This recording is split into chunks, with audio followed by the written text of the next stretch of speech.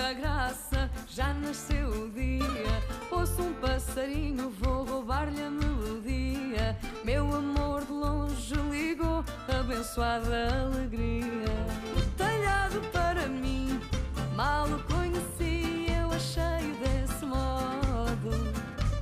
Logo pude perceber o fado que ia ter, por ver nele o fado todo. Chega de tragédias e desgraças. Mais animado, 1, 2 e... 3! O amor de longe voltou só para me ver.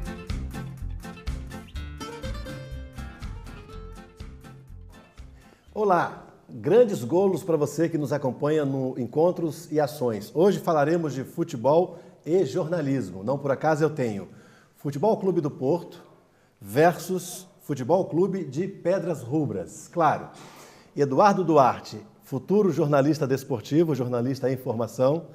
Vitor Andrade, treinador de futebol do Pedras Rubras Futebol Clube. Sejam bem-vindos. Prazer é nosso. Muito obrigado por estar aqui. E prometem um jogo limpo, um jogo claro e um jogo de futebol. Sempre um jogo, sempre acima de tudo, um jogo limpo e que não haja casos. Como é que seria um jogo de futebol em brasileiro? Como é que? Um jogo de futebol em brasileiro. Lá vem a maldade. Como é que eu diria isso em brasileiro? Um jogo de futebol. Não, vamos jogar. Vamos lá. A imprensa atrapalha o futebol? A imprensa é um problema para os clubes, na sua opinião, enquanto treinador de futebol? Não. Em momento nenhum. A imprensa não pode ser uma atrapalhação para os clubes e muito menos para os adeptos, não é? Embora deva ser encarada de forma diferente por uns e por outros. Os adeptos, digamos, é o veículo informativo que é bom ou mau, que é mais ou menos comprometido e que investe mais ou menos na investigação e na isenção. A comunicação que não é do clube, aquela comunicação isenta. Exatamente.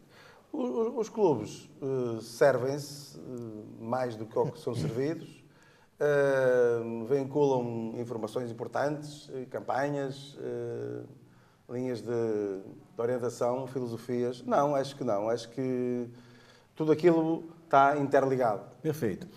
Deixa eu pular para o Eduardo. Treinador ganha jogo, mas antes deixa eu provocar um pouquinho. Quando se grita um golo do Porto, sim, ou do Sporting, ou do Benfica, ou do Braga, se grita na mesma intensidade? Jornalisticamente falando? Jornalisticamente falando, claro, nós sendo jornalistas desportivos temos que gostar, neste caso de futebol ou mesmo de outros esportes. E é claro que apoiamos também os nossos respectivos clubes, mas cá está, nós temos de ser imparciais. E pronto, quando o Porto marca, por exemplo no Porto Benfica, quando o Porto marca, há sempre aquele sentimento de sim, golo, mas não nos podemos revelar. Mas claro que ficamos contentes. Quando o Benfica marca, estamos a fazer o nosso trabalho, é a seguir o jogo e perfeito, basicamente é isso. E aí na pergunta anterior, treinador ganha jogo? Ou é só uma gesticulação, uma gritaria no ouvido dos miúdos? Ou não? A mão dele faz o resultado acontecer. Eu acho que os treinadores são os verdadeiros obreiros pelo sucesso da equipa, porque é eles, são os treinadores que os põem a treinar, que dão as ideias de jogo, que os evoluem, e acho que os treinadores são o essencial numa equipa de futebol. Mas cá está, um jogo de futebol são com os jogadores de campo e eles é que ganham os jogos, mas acho que o verdadeiro sucesso é dos treinadores, pois é que eles são os verdadeiros obreiros. Maravilha. Terminou o jogo, vamos para os balneários. Histórias que acontecem lá chegam aos adeptos ou muitas coisas que acontecem, nós chamamos de vestiários em brasileiro, vocês chamam de balneários. Enfim, o que acontece nos bastidores, nos intervalos ou antes e depois dos jogos, tudo isso o adepto sabe ou não? Como é que a imprensa trabalha isso na sua visão? Temos que dividir o futebol e os clubes, para um trabalho deste tipo, temos que dividir o campo de análise em duas partes. O futebol, os clubes mediatizados, os clubes da maior importância, que fornecem atletas para as seleções, as primeiras, as segundas divisões, e depois uma miríade, centenas, milhares de clubes regionais que têm uma realidade completamente diferente. Quando estamos a falar de futebol, o futebol é para toda a gente, não é só para o Benfica, para o Sporting, para o Porto, é para toda a gente. E, portanto, os clubes pequenos não têm esse problema, se passa, se não passa, se o balneário Se o balneário é... Eu lembro perfeitamente como é que geria o meu, em clubes pequenos, é verdade, claro. Em clubes regionais, e vejo também com que habilidade maior ou menor os clubes grandes passam ou deixam passar essa informação para a imprensa. É preciso notar-se que não raramente existem nos plantéis 1 ou 2 atletas comprometidos com órgãos de comunicação de referência e que fazem e que soltam, às vezes com segunda intenção, melhor ou pior, notícias que interessa mais ou menos que sejam conhecidas cá fora. E que não seriam interessantes para o clube. Poderá até, em alguns casos também, sim, não serem interessantes, em alguns casos também, esse próprio libertar de informação seja sugerido pelo clube e, portanto, passa a ser interessante para o clube, que é o que o clube quer que se saiba cá fora. Agora, umas e outras deviam ser coadas, filtradas. Perfeito. Agora você nos balneários, vendo algo ali que extrapola a questão do jogo, vai conseguir não levar isso para fora, independente da preocupação do clube ou do trabalho de imprensa do clube? Como é que você, jornalista, faria?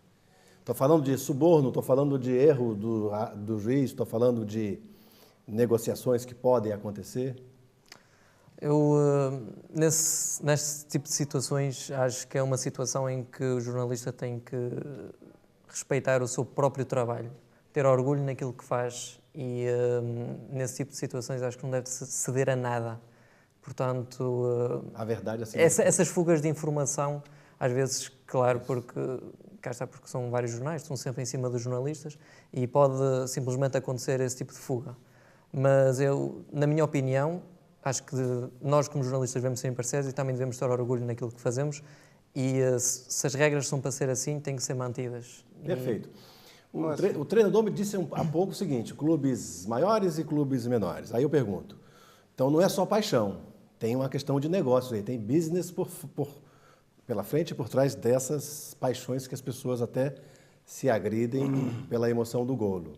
Como é que vocês veem essa questão do futebol enquanto um grande negócio e que já está muito além do que era antes um grande romantismo? O negócio é o lado visível do futebol, seja ele através do merchandising, seja ele através digamos, dos negócios que se fazem na trocas e vendas dos jogadores. No entanto, o papel do adepto, do simpatizante, do apaixonado pelo clube, geralmente mantém-se um bocadinho acima disso. Eu lembro aqui ao Eduardo que na década de 70, no final... Não era nascido. Sim, mas... Mas eu até sei a história, até posso conhecer. Ele sabe a história. No final da década de 70 e 80, por aí.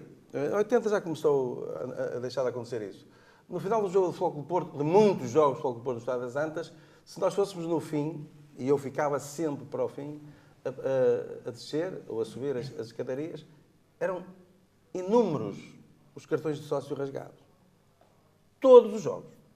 Eu nem sei como é. Uma revolta. Sim. Não é? Sim. Portanto, aquele homem que rasgou aquele cartão deixou de ser portista? Claro que não. Não aquela emoção extravasada naquele momento. Diz-se, por exemplo, que muda-se de partido, muda-se de religião, mas nunca se muda de clube. Exato. Ok. Mas a variação é muita. Um clube de topo em Portugal tem, na época alta, 200 mil sócios. Na época baixa, se perder 4 ou 5 anos de campeonatos, tem 30, 40 mil e desses não pagam todos.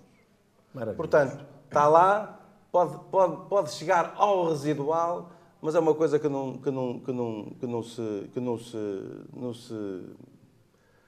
se transaciona. Assim como também, quantas e quantas vezes um divórcio não queima o verdadeiro sentimento do homem pela mulher. Ou da mulher pelo homem. Tá. O jogo está muito amistoso para a gente lá. Aqui estaria muito amigável. Vamos complicar um pouco mais? Vamos imaginar final da Taça da Liga. Pedras Rubras 3, Porto Futebol Clube 1. Só que foram 2 penaltis inventados para o Pedras Rubras e 2 golos mal cancelados, anulados para o Porto. Queria que o jornalista Eduardo Duarte entrevistasse o treinador vencedor e debochado. Acabou de ser campeão da Taça da Liga sobre o Porto, mas ganhou de maneira... Vai lá, gravando. Ora, muito bem. Ora, boa noite, Ministério Vítor Andrade. Boa noite. Campeão da Taça da Liga, um feito histórico no pé das Rubras. Como é que se sente acerca desta vitória? Sinto-me bem. Preparei aquela equipe para ganhar, independentemente de saber que defrontava um adversário de um nível muito superior. Procurei incutir personalidade, procurei retirar completamente o fator do respeito exacerbado pelo grande Futebol Clube do Porto. Não é? O campo era neutro, o estádio era neutro, foi em Leiria, como vocês sabem, e foi para nós um processo natural preparar aqueles rapazes, não é? E levá-los acima de si próprios e encarar os Abubacares e os Marangas, eu nem sei como é que eles chamam o homem, com uma naturalidade muito grande. Provocou. E depois é certo que os deuses estiveram connosco, também o rapaz que apitou o jogo não esteve à altura do mesmo, mas duvido muito que eu precisasse dos favores da arbitragem para derrotar o Futebol Clube do Porto naquele jogo. Naquele jogo o Porto perderia sempre connosco. Isso chama-se eufemismo do campo de jogo.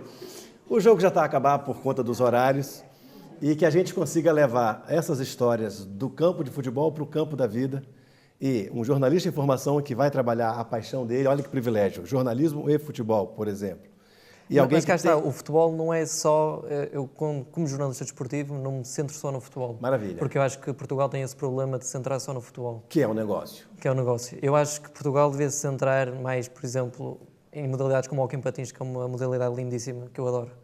Handball, basquetebol e mesmo no voleibol também. Maravilha. Eu acho que nós, como jornalistas desportivos, devemos gostar de tudo um pouco. Eu, como jornalista desportivo, gosto de tudo. Portanto, acho que essa é a minha opinião também do centralismo sobre o futebol. Acho que não devia ser tanto. Tá, agradecemos a presença de vocês, foi um prazer tê-los aqui e voltamos com o próximo programa que com certeza também vai misturar histórias de vida e muita inspiração. Forte abraço! No Largo da Graça já nasceu o dia. Ouço um passarinho, vou roubar-lhe a melodia. Meu amor de longe ligou, abençoada alegria. Talhado para mim, mal o conheci, eu achei-o desse modo. Logo pude perceber o fado que ia ter, por ver nele o fado todo. Chega de tragédias e desgraças. Mais animado, 1, 2 e... 3!